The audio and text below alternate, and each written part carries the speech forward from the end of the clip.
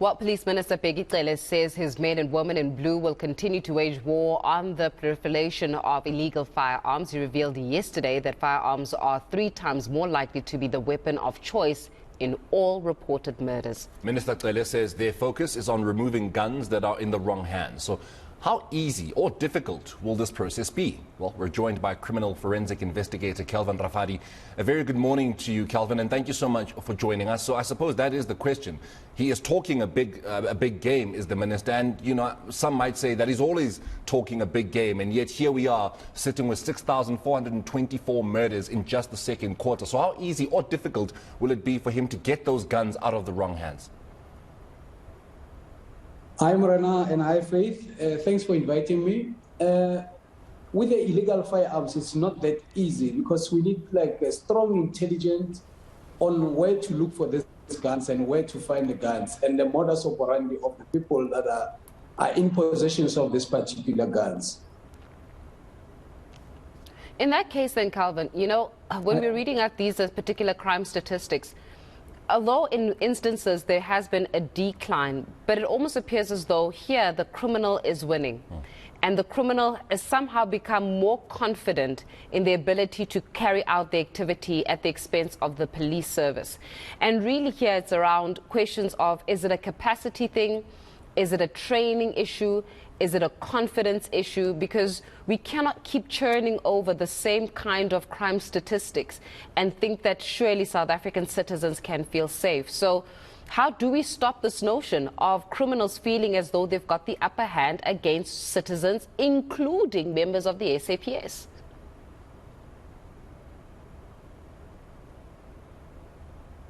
Yes, that's a good one.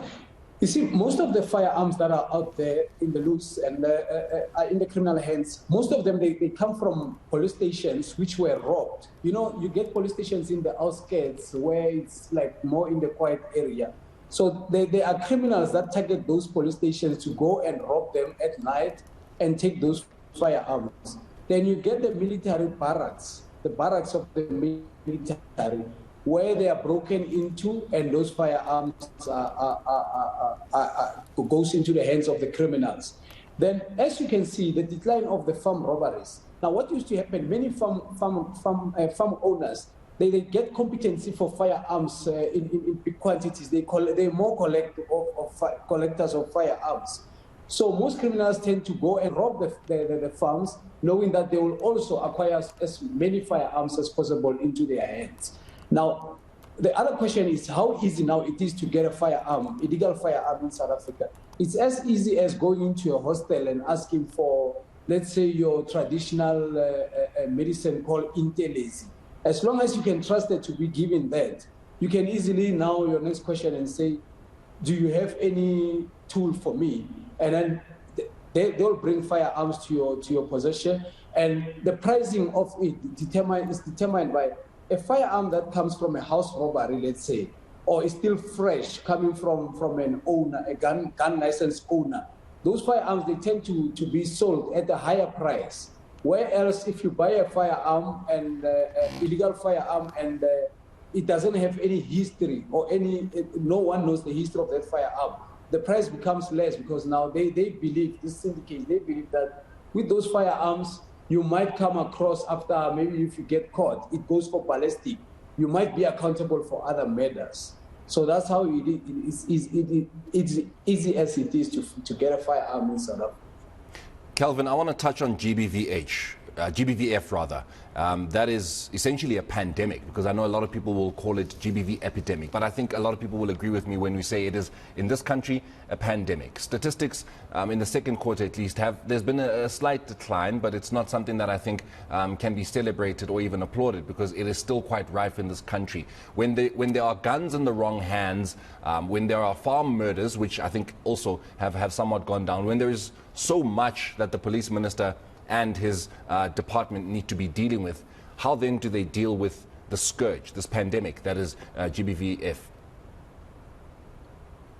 Yeah, you see, with the GBVH and GBVF, I think the stats somehow, they are not that, I wouldn't say they are manipulated.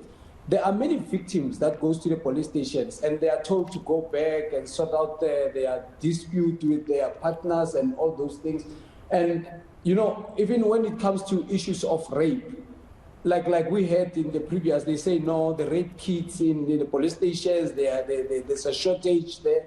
And other victims in the GBVH, they tend to be a prey of a financial relying on some of the victims. I mean, some of the suspects that are committing this crime. But also, you know, I read something last week where they say because of the number of the unemployment and the stress level that many couples are experiencing, they tend to be in arguments where now they turn so violent and it becomes unacceptable and to report the crime to the police. You know, as I'm looking at these statistics, Calvin, I'm also quite perturbed about for example, cash in transit heists. It's up by 30%. Car hijackings, 14% increase year on year. And this is where a lot of the weapons that we're speaking about, the firearms, are actually utilized. So cash in transit heists, right? If it's up by 30%, you have to ask yourself, who's behind it? Who's the beneficiary? Why is it that it's so intricate? Why do we struggle to catch some of these guys? And more importantly than that is how do we put a lockdown on it? Because this is proper organized crime. In order for you to be able to stop or to even do some kind of a cash in transit, and you're seeing a 30% increase, it means that there's a lucrative market. It means that they found a way of being able to adapt to the system and get away with it. But also you have to worry about just how organized and just how skilled these individuals are in being able to carry out this particular crime. What do we know about this? I mean, is there any form of research or any form of understanding about this? Because 30% increase in cash and transit heists is a dangerous figure. It is dangerous for those that are caught in the crossfire. It is dangerous for some of us that go to the filling station and all of a sudden you could get, in the middle of it at any moment in time. So 30% is no easy kind of number here. How did we get here? Yeah, no, I agree with you. You see, the problem with the cash in transit, the people that does this modus operandi of a crime, they are well known in the townships or wherever in their hideout places. Now, that's why I'm saying that the crime intelligence, that's where the police now, they are lacking in terms of the crime intelligence. Like in the old days, how they used to sort out this thing, they used to have safe houses in the township, whereby it's going to be known that who's hijacking cars, who's stealing cars, and who stole which car and where.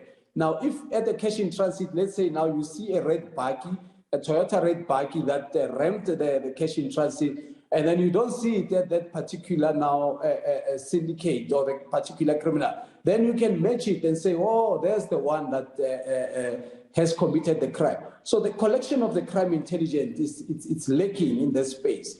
And also, we come in the forum of informers, you know, in the past, and the informants now, they are not well catered. So what I mean is police need to pull out rewards. They need to anonymously pay this, gather a collection of information from the informers, and they need to pay them on time and well. Because with the informant, they are part of the community. Now, when you are part of the community, you know who's who and who's doing what. Because when cash in transit gets committed, it's done in a place and then a safe house when now they must go for a hideout and not to be caught by the police. It's within the community. Now, the community, they've got strong intelligence themselves, so the police need to cater the informants in the space so that they can get enough information to tackle the crime, not only on the aftermath after it has happened. Most definitely. We can only but hope when we do have a conversation with you again, Calvin, that there's been a decrease in cash in transit heists, of course, in hijackings, sure, but most importantly, in making sure that those guns falling into the wrong hands, that number has also come down. But we leave it there with you. Thank you so much, Calvin Rafari. He is a crime forensic investigator.